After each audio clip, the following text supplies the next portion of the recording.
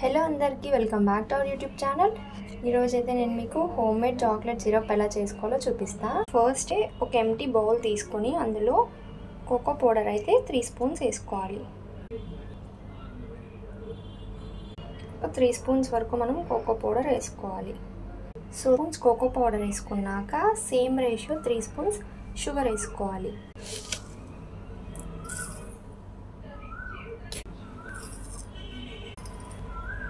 So వేసుకున్నాక మంచిగా mix చేసుకోవాలి, రెండు బాగా కలిసేలాగా.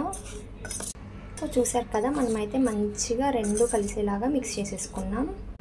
సో మిక్స్ చేసుకున్నాక అందులో మనము ఒక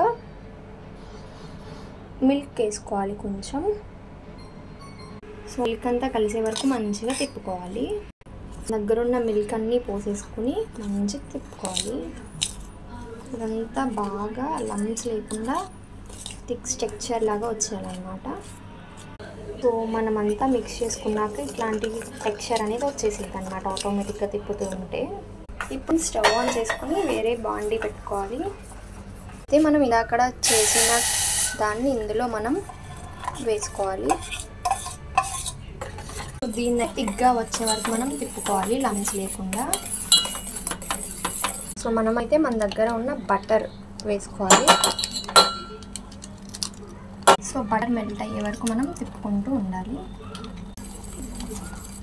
ఇప్పుడైతే కన్సిస్టెన్సీ చూసారు కదా ఎంత థిక్గా వస్తుందో. సో మనం స్లోగా సిమ్లో పెట్టి తిప్పుతూ ఉన్న కొద్దీ మనకి కన్సిస్టెన్సీ అనేది థిక్గా వస్తుంది. కదగా సిరప్ అయితే రెడీ అయిపోయింది. దీన్ని ఎలా స్టోర్ చేసుకోవాలో నేను మీకు ఇప్పుడు చూపిస్తాను. సో ఇప్పుడైతే మనం ఒక మంచి బౌల్లో ట్రాన్స్ఫర్ చేసేసుకోవాలి. ఎయిర్ టైట్ కంటైనర్లో తీసుకొని ట్రాన్స్ఫర్ చేసేయాలి.